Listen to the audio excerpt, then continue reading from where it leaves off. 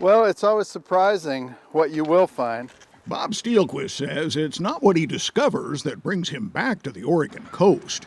This is going to show us a lot of things that are characteristic of tide pools everywhere. But rather, the longtime naturalist says it's what he might find that brings him back to the tide pools below the Three Graces, towering sandstone sea stacks at Tillamook Bay. This is a really important habitat.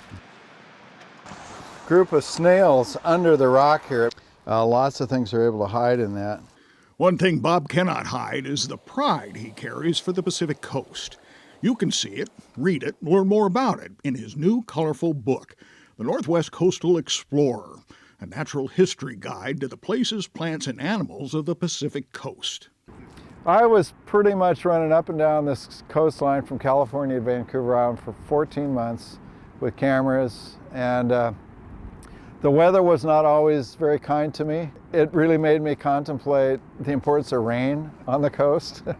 Steelquist has dug deep to show off the Oregon coast, not just through his stunning photos, but wildlife stories that you can discover at headlands like Cape Lookout. Often the gray whales are migrating fairly close, and so you can stand from the heights, look down, see them actually underwater.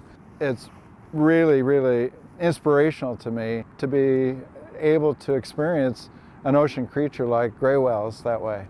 Further to the south, the Oregon Dunes is something special for Steelquist too. Well, it's otherworldly in its appearance, and you get the beautiful forms of dunes as they are forming and constantly eroding.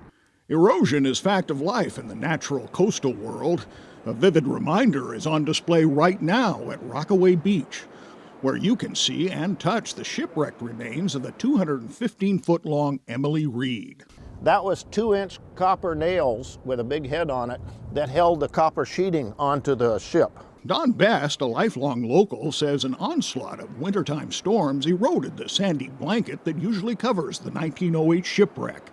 He adds it's never been exposed this long, now going on 6 weeks. He also recalls a childhood shipwreck adventure of his own. He was 10 years old when he crawled underneath the Emily Reed. I crawled under and I thought to myself, nobody has seen this side of the ship since 1908. And somebody said, "Did your mother know that you did that?" Yeah. And I says, "She still doesn't know that I did that." Steelquist says the Oregon coast is always changing and never twice the same. That is part of its appeal. We're fortunate to live in a place where we're constantly surrounded by common things that are really extraordinary.